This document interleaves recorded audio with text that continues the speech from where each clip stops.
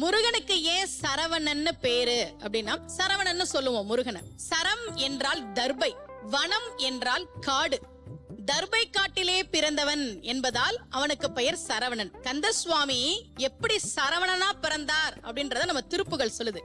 சக்கர பிரசண்டகிரி முட்டக்கிழிந்து வழி பட்டுக்கிரஞ்ச சைலம் தகரப்பெருங்கனக சிகர சிலமும் இழுத்தனி வெற்பும் அம்பும் என் திக்கு தடங்கு வடும் ஒக்க குழுங்க வரும் சித்திரப்பதம் பெயரவே சேடன் முடி திண்டாட ஆடல் புரி வெஞ்சிரு திடுக்கிட நடிக்கும் மயிலாம் பக்கத்தில் ஒன்றுபடும் பச்சை பசுங்கோரி பத்மபதம் கமல் தரும் பாகீர சில யோகேஸ்வரர் பரம உபதேசம் அருவி கைக்கு செல்லும் சரவணத்தில் பிறந்த ஒரு கந்த சுவாமி.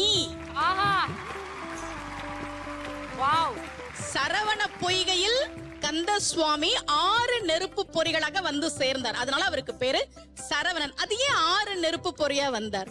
ஏன் அவருக்கு 6 முகம்? சிவபெருமானுக்கு 5 முகம், பார்வதி தேவிக்கு 1 முகம். இந்த இரண்டும் சேர்ந்து சிவசக்தி சொரூபமாக முருகப்பெருமான் இருக்கிறான் என்பதால் தான் அவனுக்கு 6 முகம். இதெல்லாம் கந்தபுராணம் சொல்கிற செய்தியை தான் நான் உங்ககிட்ட சொல்லிட்டு இருக்கேன். அந்த முருகப்பெருமான் சரவணனாக இருக்கக்கூடியவனை உன்னையே தந்தருள் என்று கேட்கிற பாடல் சரவண பொய்கையில் நீராடி பாடல்.